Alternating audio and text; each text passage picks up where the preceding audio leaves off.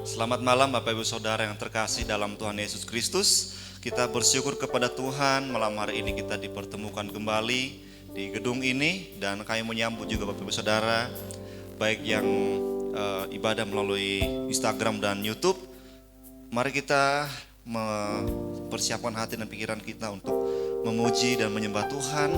Firman Tuhan berkata, tak berkesudahan kasih setia Tuhan, tak habis-habisnya rahmat-Nya, selalu baru tiap pagi, besar kesetiaan-Mu ya Tuhan. Mari kita mengawali persekutuan kita malam hari ini. Kita angkat pujian, Bapa Engkau sungguh baik.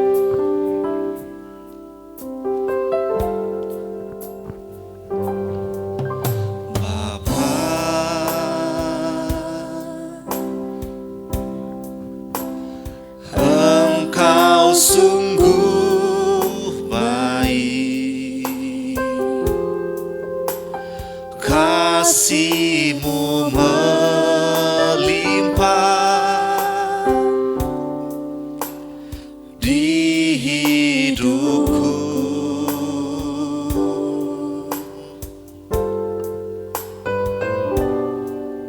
Bapa,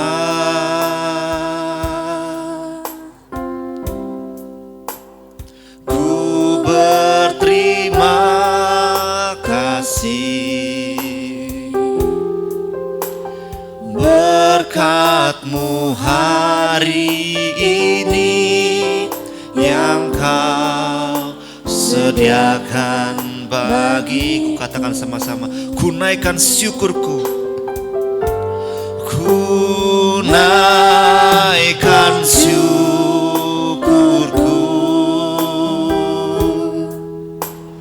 buat hari yang Kau beri. Tak habis-habisnya kasih dan rahmat-Mu,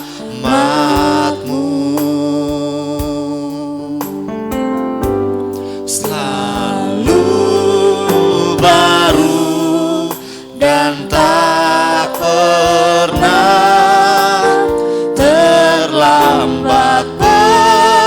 Pertolongan-Mu besar, setia-Mu di sepanjang hidupku. Mari kita angkat pujian ini dengan ucapan syukur kita kepada Tuhan. Katakan, Bapa Engkau sungguh baik.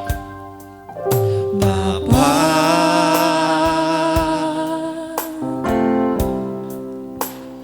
Engkau sungguh baik,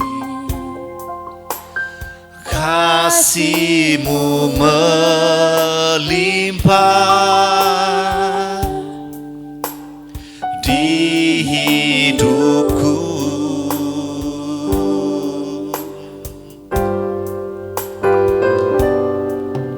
Bapa,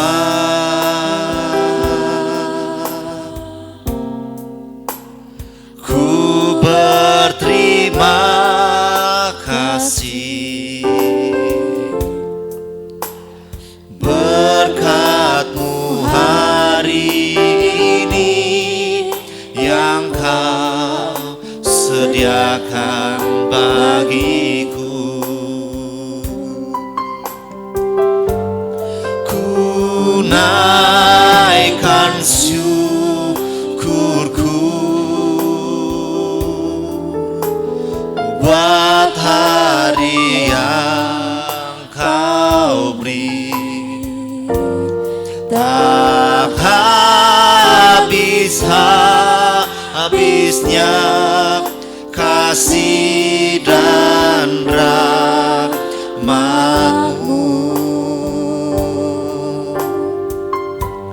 selalu baru dan tak pernah terlambat. Pertolongan-Mu besar, setia-Mu di sepanjang hidup. besar setiamu di hidupku.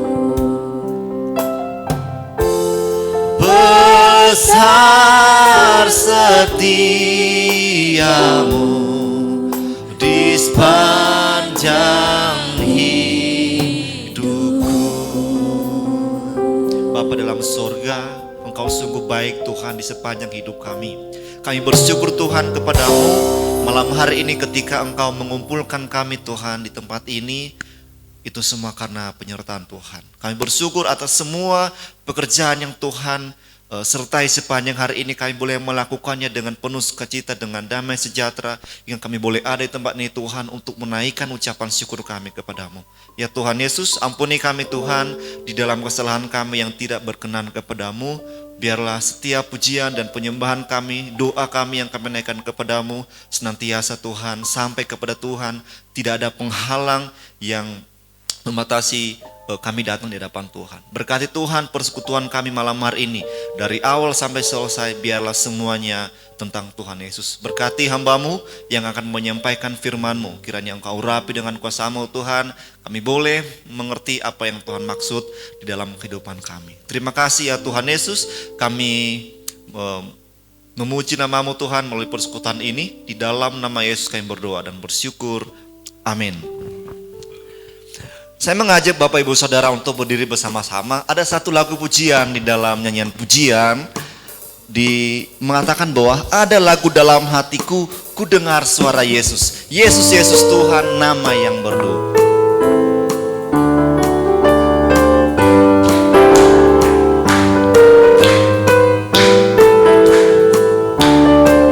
Ada lagu dalam hatiku, ada lagu dalam hatiku, ku dengar suara Yesus. Jangan takut, ku besertamu, hidupku sentosa. Yesus, Yesus Tuhan, Yesus, Yesus Tuhan, nama yang merdu, yang mengaruniakan lagu dalam hati. Baik yang kedua, amatina dulu hidupku, jauh dari kesukaan, lalu diberikannya ku lagu, ku nyanyikan pujian. Yesus, Yesus Tuhan, nama yang merdu, yang mengaruniakan lagu dalam hatiku. Bait yang ketiga, alamatnya ku berlindung pada Yesus, ku tetap memandang wajahnya, maka ku menyanyi terus. Yesus, Yesus Tuhan, nama yang merdu, yang mengaruniakan lagu dalam hati. Yesus, Yesus, Yesus Tuhan, Yesus, Yesus Tuhan, nama yang merdu, yang mengaruniakan lagu dalam hati, yang mengaruniakan lagu dalam hatiku, yang mengaruniakan lagu dalam hatiku. Amin. Setelah duduk kembali Bapak Saudara, ada lagu dalam hatiku, nama Yesus yang senantiasa yang merdu. Amin. Bapak Saudara, mari kita akan mendengarkan firman Tuhan yang akan disampaikan oleh Pendeta Edwin. Dan sebelum itu kita akan angkat pujian Tuhan Pasti Sanggup.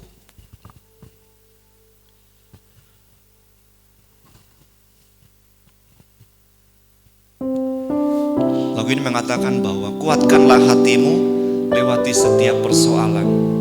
Ada Tuhan Yesus yang selalu menopang kita, dan Dia mengatakan jangan berhenti berharap kepada Tuhan. Kita angkat pujian bersama-sama, kuatkanlah hatimu.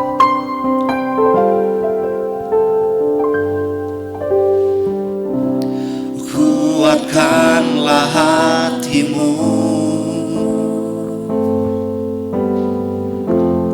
lewati setiap persoalan. Tuhan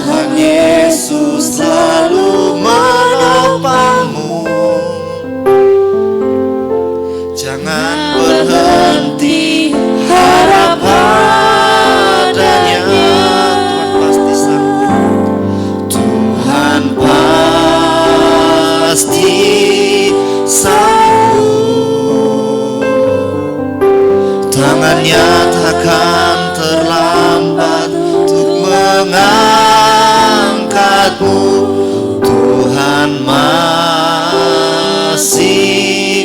sanggup. Percayalah, Dia tak tinggalkan-Mu. Kuatkanlah hatimu.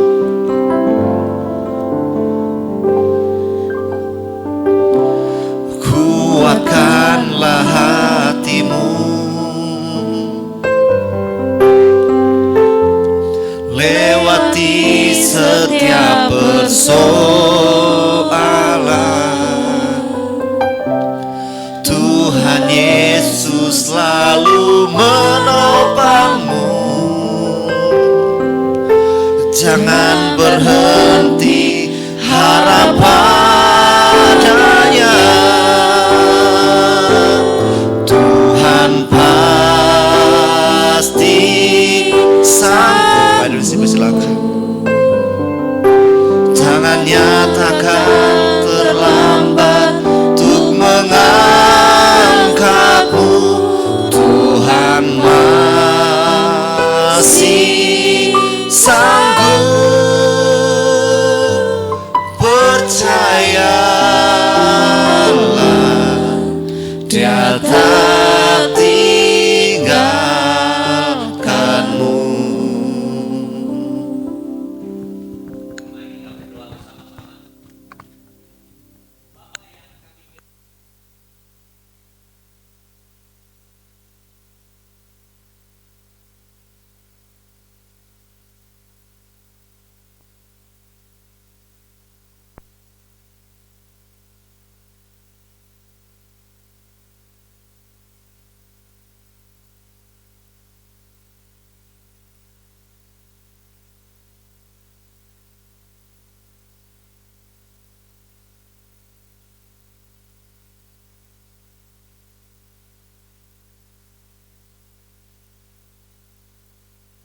Masa saat ini, masa pandemi, banyak yang putus asa,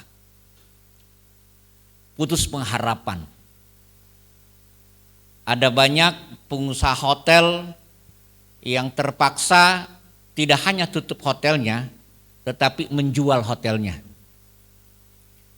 Karena kos untuk merawat hotel ternyata nggak murah, cukup tinggi. Bincang-bincang tempat pariwisata khususnya, apalagi yang ada di Bali yang selalu mengandalkan turisme, datang, tidak ada lagi yang datang. Bali Zoo dan lain sebagainya, hewan-hewannya sengsara. Belum lama ini, kemarin dikasih lihat gajah kurus sekali. Gajah kurus, bayangkan kalau gajah kurus itu kayak gimana. Kalau dievakuasi pun resikonya mati. Jadi harus dicari jalan keluar bagaimana gajah ini bisa bertahan. Dan tidak sedikit juga keluarga yang tidak mampu bertahan, orang tidak mampu bertahan. Banyak kekacauan di sana, di sini karena memang banyak yang putus asa, putus pengharapan. Dalam perjalanan hidup, tekanan demi tekanan, selalu ada tantangan-tantangan tersendiri. Saudara dan saya selalu kita punya tantangan.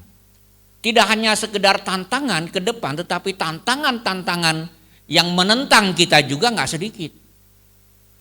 Bukan hanya tantangan, tapi tentangan juga tidak sedikit. Kalau tantangan ada sesuatu hal yang kita raih seperti anak tangga yang kita akan naiki. Tapi kalau tentangan itu mungkin ada tiba-tiba ada balok jatuh, ada batu yang tidak kelihatan, itu tentangan ya. Atau ada lempar batu sana, lempar batu sini, harus ngeles sana, ngeles sini. Belum lagi badan kita yang semakin lelah. Banyak seperti itu. Nah, di tengah-tengah kekurangan seperti itu biasanya ada banyak iming-iming, ada banyak janji-janji atau orang banyak memberikan pengharapan, bisnis-bisnis seolah-olah wah menggiurkan, ada saham lah, future lah dan lain sebagainya, ya, marak sekali di mana-mana. Orang lebih gampang tertipu. Itu biasa di tengah-tengah masa-masa krisis. Saudara dan saya, kita bisa saja bisa tertipu di dalamnya. Belakangnya disebarluaskan karena orang pengen divaksin, diminta data, tetapi rupanya itu adalah satu penipuan untuk mengambil data pribadi kita. Katanya demikian, karena saya belum pernah ngisi juga gitu. Saya nggak tahu benar apa enggaknya. Tetapi di sini kita tahu bahwa di tengah-tengah krisis yang ada banyak orang mengambil kesempatan untuk menipu orang, memberi harapan palsu kepada orang lain. Nah, saudara yang saya kasihi di dalam nama Tuhan Yesus Kristus, Tuhan datang ke dalam dunia bagi saudara dan saya, Dia tidak pernah memberi harapan palsu. Yang menjadi masalah adalah kita tidak bisa menerima seutuhnya Tuhan Yesus itu sebagai Tuhan ketika Dia datang ke dalam dunia betul-betul menjadi manusia. Sehingga sampai hari ini banyak orang tidak percaya bahwa Yesus adalah Tuhan. Kok Tuhan bentuknya manusia? Tetapi Dia harus datang sebagai manusia, mati di atas kayu salib.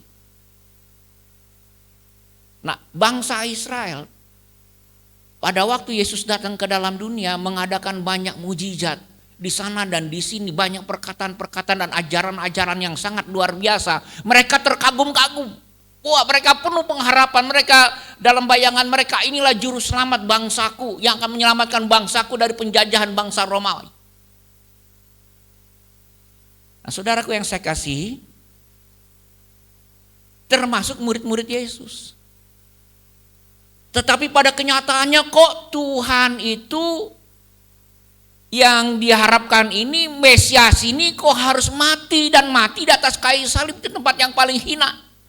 Saudaraku yang saya kasih, mereka seolah-olah mendapat janji palsu. Itu perasaan murid-muridnya. Sehingga semua murid meninggalkannya. Dalam perjalanan setelah kebangkitan Tuhan, sebenarnya harusnya murid-muridnya semua merasa bergembira. Tetapi ada saja yang masih belum yakin sepenuhnya bahwa sesungguhnya Tuhan itu betul-betul datang ke dalam dunia, mati, menyelamatkan, menembus dosa-dosa kita, dikubur, dan Dia menang atas maut karena Dia bangkit dari kubur, bangkit dari kematian, hidup, benar-benar hidup. Mari kita lihat bersama-sama ayat firman Tuhan kita di dalam Injil Lukas. Di dalam buletin saudara sudah ada, saya akan bacakan saja. Lukas 24 dari ayat yang ke-13 sampai ayat 35, demikian firman Tuhan.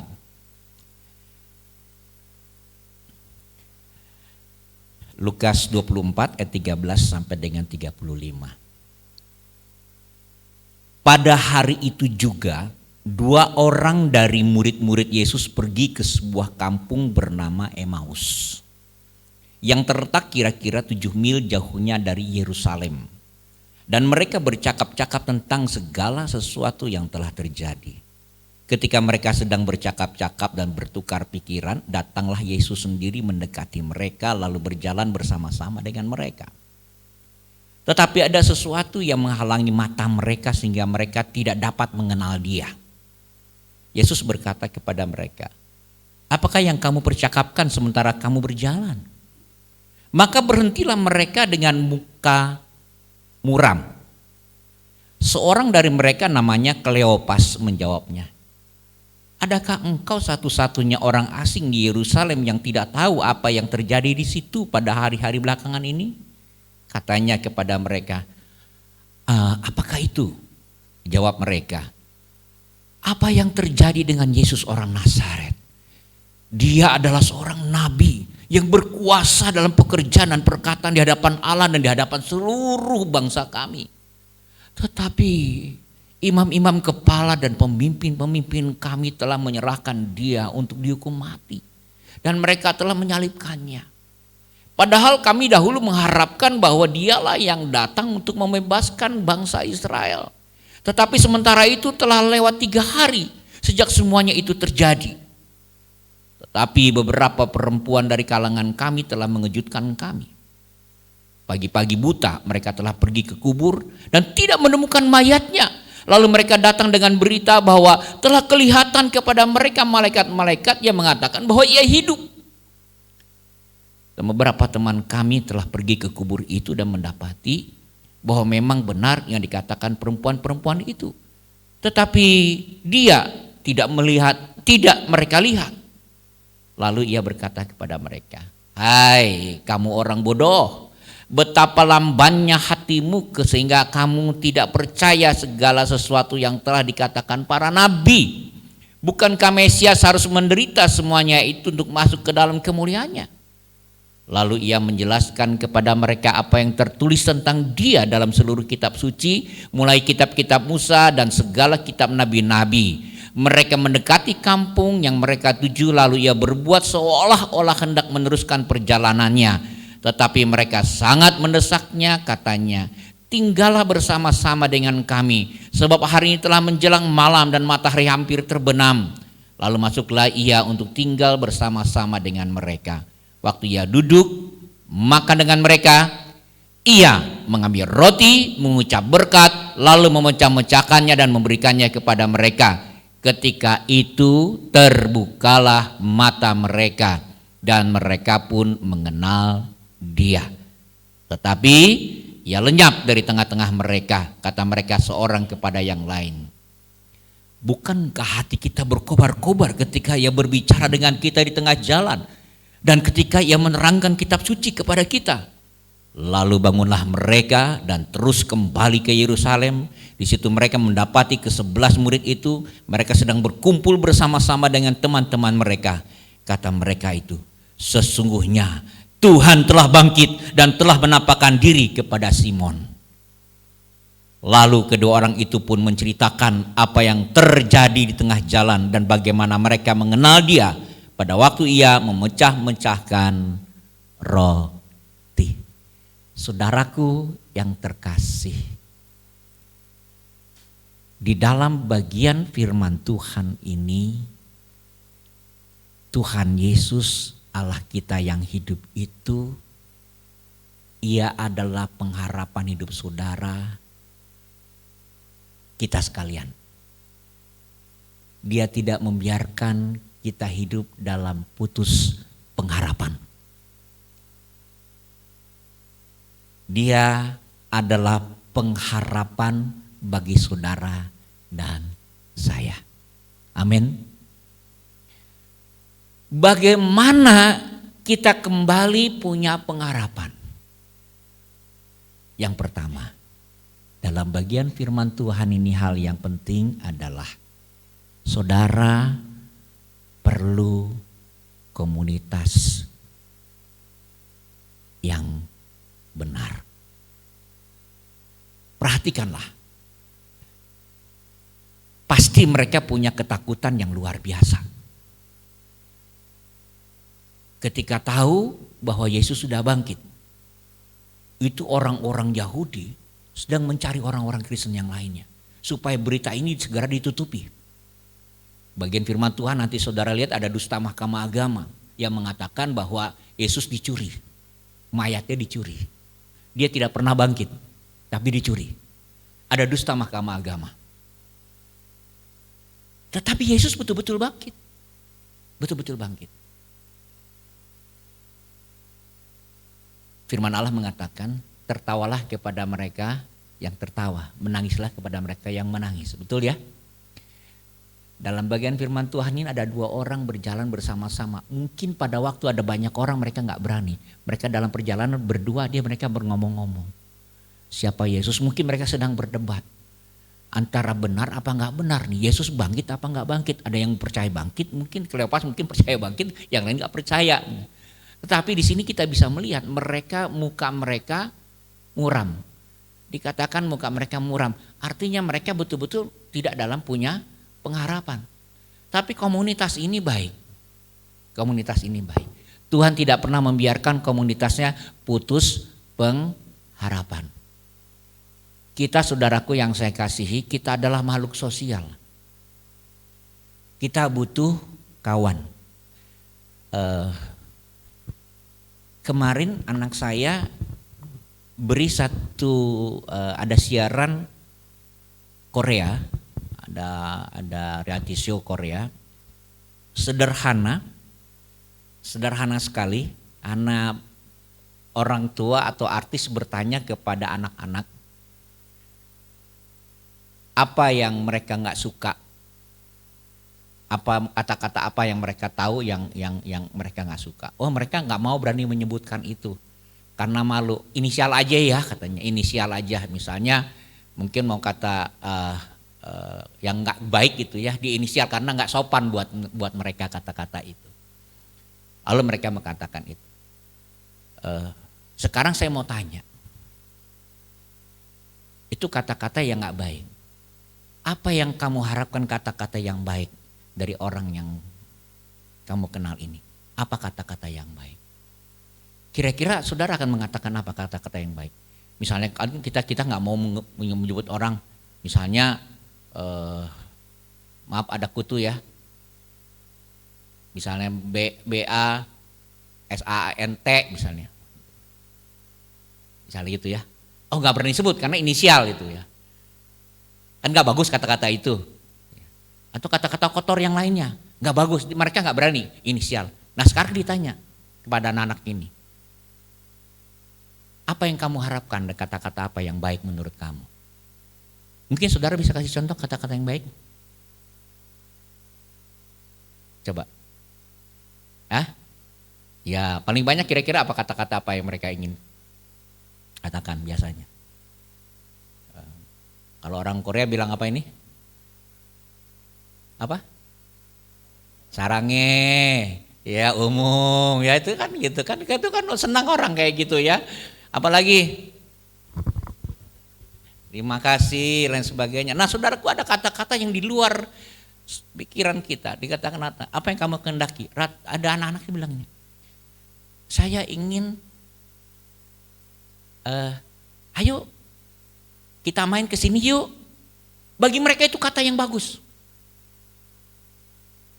Temenin saya dong main. Bagi mereka itu kata-kata yang bagus. Yuk makan bersama-sama dengan saya satu meja. Itu bagi mereka adalah sesuatu yang bagus. Saudaraku yang saya kasih,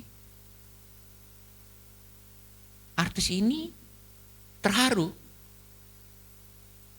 Mereka mengharapkan mereka bisa punya kawan, bisa teman ngobrol. Ini bukti bahwa manusia adalah makhluk sosial. Kita semua butuh pergaulan, kita butuh bisa saling curhat. Curhat itu nggak salah kalau pada tempatnya dengan cara yang benar, yang baik. Mereka perlu membicarakan itu. Apalagi kalau kita berbicara mengenai kebenaran firman Tuhan. Amin. Amin.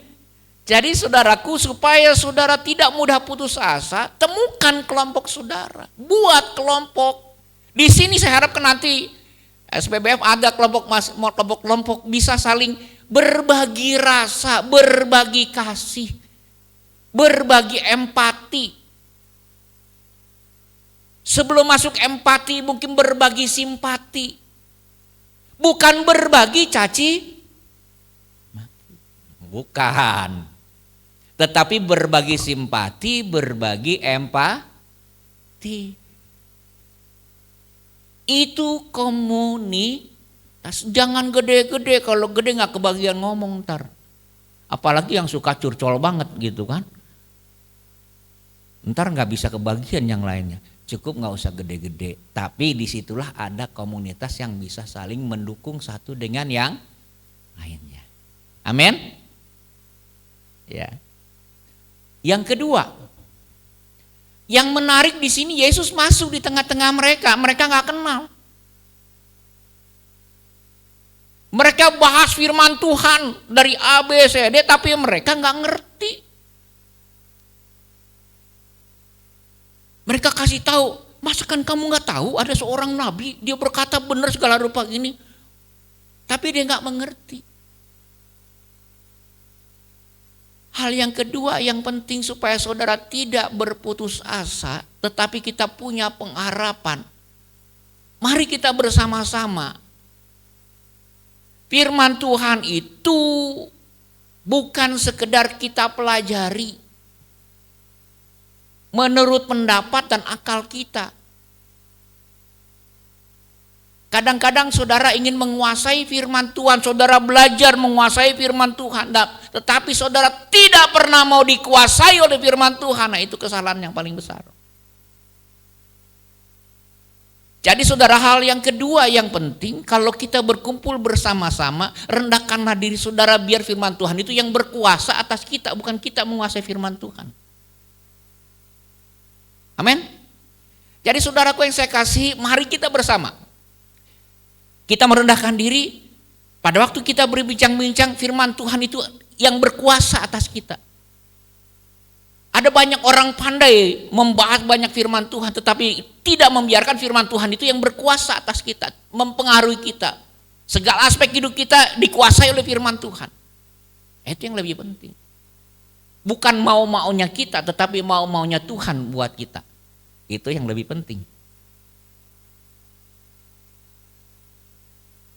Bukan pilih-pilih firman, tetapi biarkan firman Tuhan itu yang menegur kita, menyapa kita, menyemangati kita dalam hidup kita.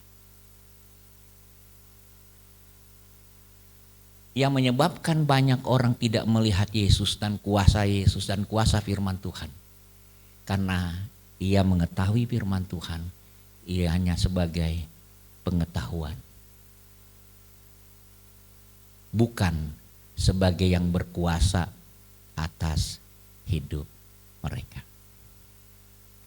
Karena itu saudara, mulai saat ini kalau kita mau punya pengharapan yang kuat, tidak mudah putus asa, temukan komunitas yang baik, yang pasti adalah orang-orang yang seiman dengan saudara, yang sungguh-sungguh hidup bergaul dengan Tuhan. Itu akan sangat menolong kita. Yang kedua, mari kita bersama-sama pada waktu kita belajar firman Tuhan, saudara dan saya, kita sekalian, kita mau dikuasai oleh firman Tuhan. Bukan semata-mata mau menguasai firman Tuhan. Dan yang ketiga, ini yang penting juga. Yang terjadi dalam perjalanan ini menarik. Setelah Yesus akhirnya menjelaskan, ya, kenapa mereka bodoh dikatakan bodoh di situ, bukan berarti Yesus itu berkata-kata yang buruk. Maksudnya bodoh karena mereka tidak mau menerima kebenaran firman Tuhan itu sebagai kebenaran. Makanya diuraikan Yesus dari kitab Musa sampai kitab nabi-nabi. Siapa dia sebenarnya? Barulah hati mereka berkobar-kobar terus penuh dengan semangat. Karena ada yang bicarakan dengan kebenaran itu. Nah, yang menarik adalah pada akhirnya mereka bisa lihat apa? Yesus seolah-olah mau meninggalkan mereka. Betul ya? Ayat firman Tuhan mengatakan demikian. Dalam perjalanan seolah-olah Yesus mau melanjutkan perjalanan. Yang terjadi apa? Mereka menahan Yesus. Jangan pergi dulu, tunggu dulu, mampir dulu, ngobrol-ngobrol dulu, ayo di sini dulu. Saudaraku yang saya kasihi, ketika saudara haus, saudara ingin bersekutu dengan dia, ingin hadirat dia ada bersama-sama dengan saudara, ia akan hadir bersama dengan saudara. Amin. Yesus sengaja seolah-olah dia mau meninggalkan, tetapi mereka berkata, jangan, ayo di sini dulu. Nah, saat itulah Yesus memperkenalkan dirinya. Yang mereka bisa kenal bukan karena dari wajahnya, tapi dari apa yang diperbuat oleh Yesus. ketika makan bersama-sama seperti biasa dan melihat gaya apa yang sudah dilakukan Yesus memecah-mecahkan roti, baru mereka eling, wah, dialah Yesus Tuhan. Barulah ia kenal siapa Yesus. Jadi saudaraku yang saya kasihi di dalam nama Tuhan Yesus Kristus, ketika dia sudah mengenal apa yang terjadi, perubahan besar terjadi. Dia tidak hanya semangat belajar firman Tuhan, tetapi dia semangat untuk menerima kehadiran Tuhan di dalam kehidupannya. Dan setelah itu apa yang terjadi? Mereka penuh dengan semangat dan memberitahukan itu, berita baik ini kepada saudara-saudara seiman yang lain. Saudara dan saya, seluruh gereja, tidak ada gereja di muka bumi ini yang tidak punya masalah. Tidak ada keluarga di muka bumi ini yang tidak punya masalah. Tidak ada komunitas bernegara dimanapun di muka bumi ini yang tidak punya masalah. Mungkin saudara hanya tahu Partai Demokrat yang sedang bermasalah di negeri kita, tetapi partai-partai lain pun kira-kira punya masalah enggak? Semua namanya komunitas juga punya masalah. Perusahaan-perusahaan apakah tidak punya masalah? Punya masalah. Semua punya masalah. Tetapi saudaraku yang saya kasih di dalam nama Tuhan Yesus Kristus, mari kita bersama-sama, jangan sampai saudara dan saya kita tinggal dalam putus asa. Kita harus punya harapan yang baru di dalam Kristus Yesus. Dia tidak mau membiarkan kita hidup dalam putus asa. Karena itu saudara, dia tahu kita lemah, dia datang menghampiri saudara. Bangun komunitas dan biarkan ia hadir di tengah-tengah komunitas kita. Dan biarkan dia menguasai kita dan firman-Nya berkuasa atas hidup kita. Sehingga sungguh-sungguh saudara dan saya, kita sekalian hidup dalam kebenaran firman Tuhan. Jadi saudara yang saya kasihi, mengenal Yesus dengan benar adalah sebuah anugerah. Keberdosaan kita menghalangi mata iman kita. Oleh karena kita hanya ingin mengetahui secara akal pikiran kita saja. Kita tidak ingin dikuasai oleh firman Tuhan.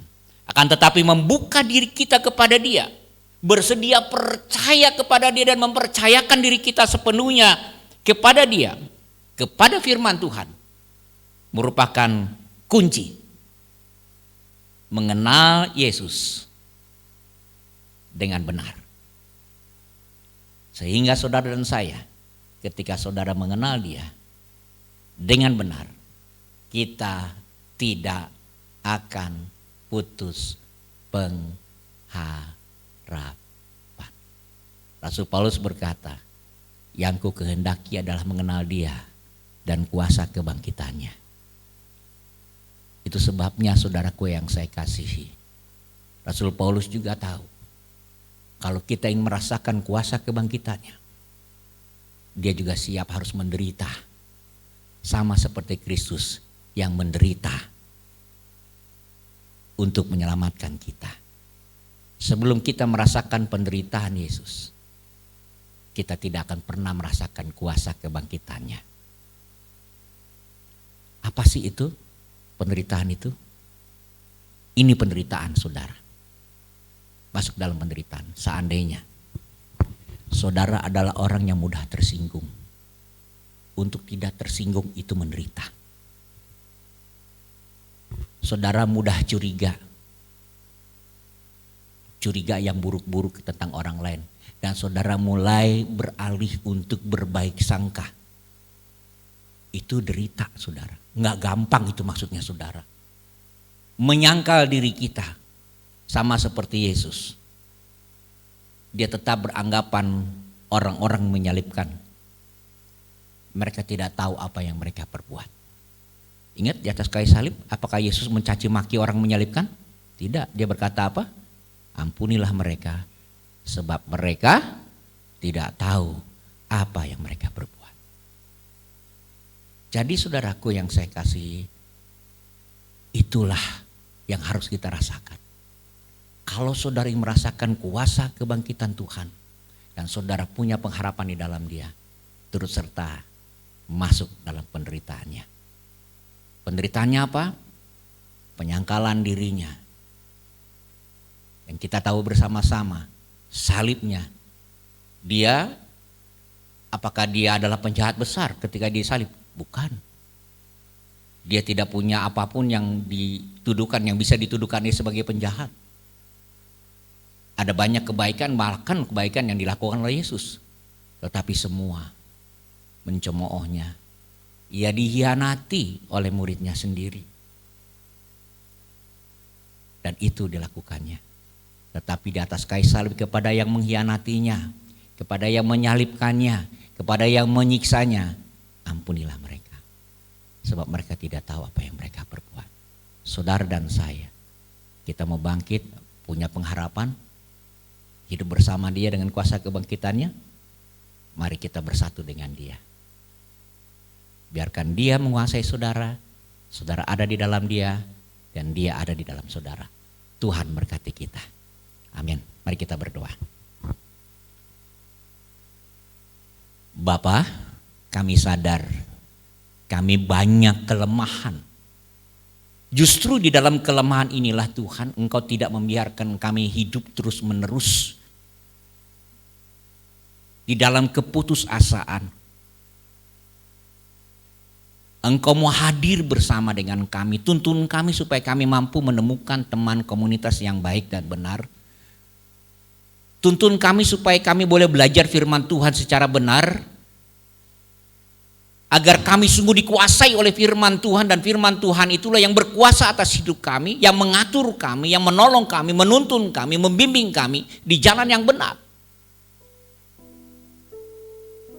Lebih dari itu Tuhan,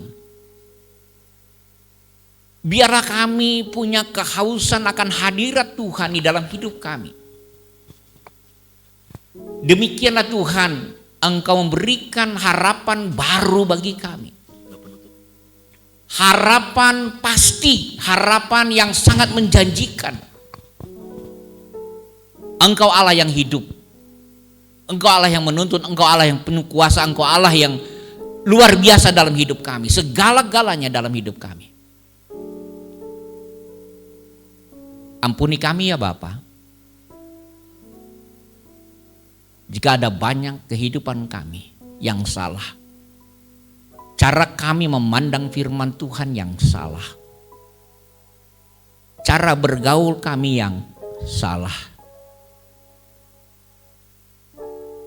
Biarlah saat ini kami sekalian punya harapan yang baru di dalam Kristus, yang sungguh sudah datang ke dalam dunia, menjadi manusia, taat, mati di kayu salib untuk menebus dosa-dosa kami, bangkit pada hari yang ketiga memberikan pengharapan yang kekal bagi kami. Dan Engkau sudah naik ke surga untuk menyediakan tempat bagi kami, dan kami sedang menyambut Engkau, kelak Engkau datang kembali untuk menjemput kami, supaya di mana Engkau berada kami pun berada bersama-sama dengan Engkau. Tuhan, kami percaya Engkau pasti datang untuk kami. Terima kasih untuk semuanya. Di dalam nama Tuhan Yesus. Amin.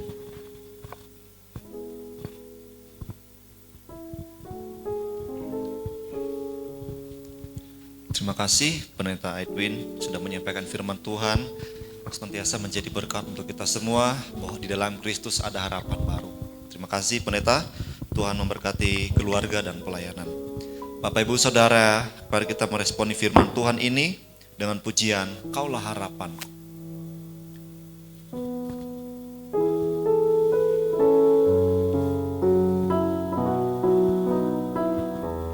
Bukan dengan kekuatan,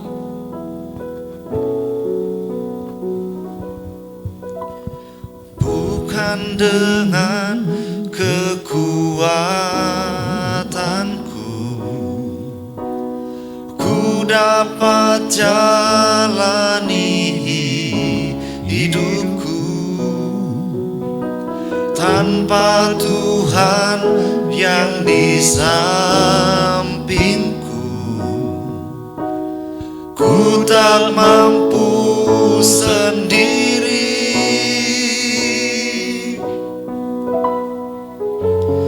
Engkaulah kuatku,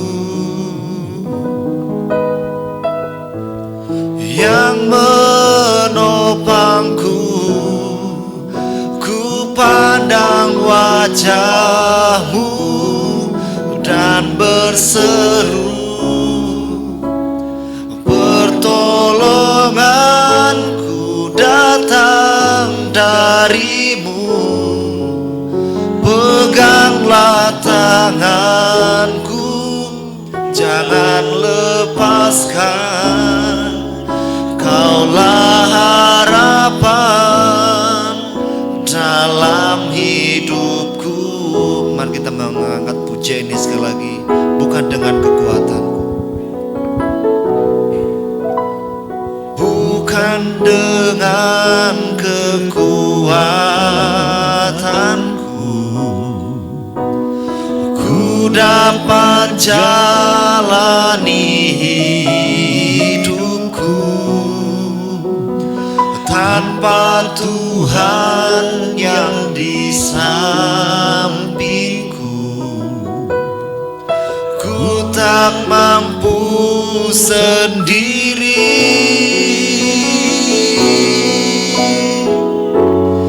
Engkaulah kuatku, yang menopangku. Ku pandang wajah-Mu dan berseru, pertolonganku datang dari-Mu.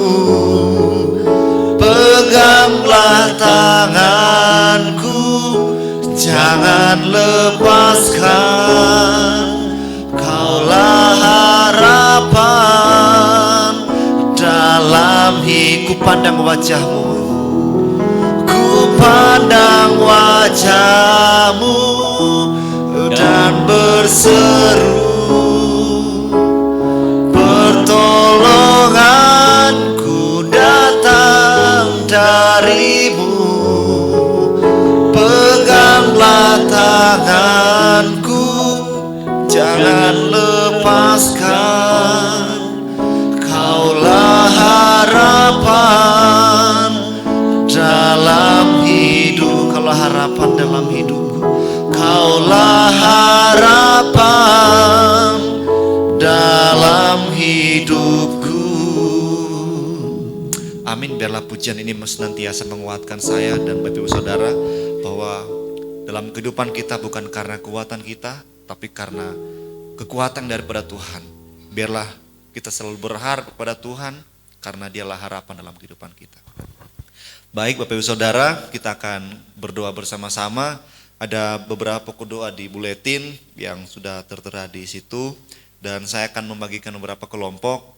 Kaum bapak-bapak akan berdoa bangsa dan negara, GGBI, dan Taman Safari. Kemudian ibu-ibu akan berdoa JBC, ada Pulau Mas, di TLCC, Jonggol, Kelapa Gading, Gondang Dia, Bangka, Talu Susua, dan Tegal. Kemudian berdoa juga untuk Safari Park Baptist Fellowship di sini. Kita berdoa, ada dua dengan doa ibu-ibu. Kemudian kaum muda yang merasa masih muda, berdoa untuk Perintisa di Kemang Bogor. Kemudian nanti doa penutup ditutup oleh Pendeta Muksin, sekaligus nanti habis itu kita menyanyikan pujian kemuliaan bagi Tuhan. Mari kita berdoa bersama-sama. Ada bapak-bapak, ibu-ibu, dan pemuda di tempat ini. Kita berdoa.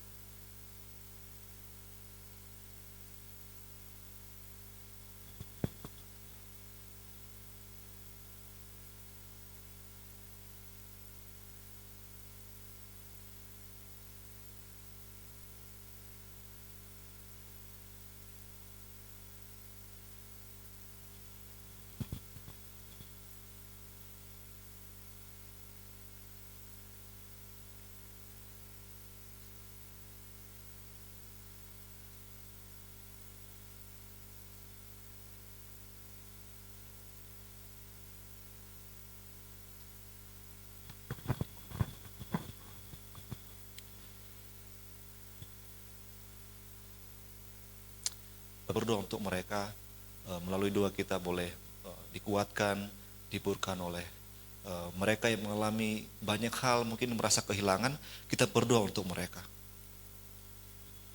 Doa untuk pergumulan setiap pribadi kita berdoa di hadapan Tuhan, kita bawa di hadapan Tuhan, apapun yang menjadi pergumulan kita masing-masing.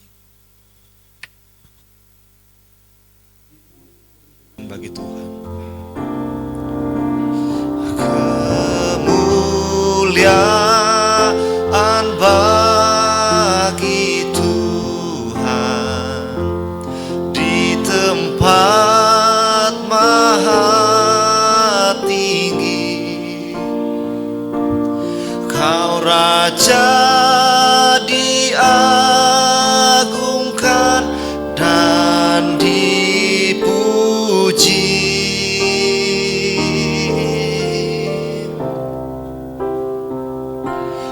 Datanglah kerajaanmu, jadilah kehendakmu, seluruh bumi penuh kemuliaan-Mu. Selamat malam, Tuhan Yesus memberkati.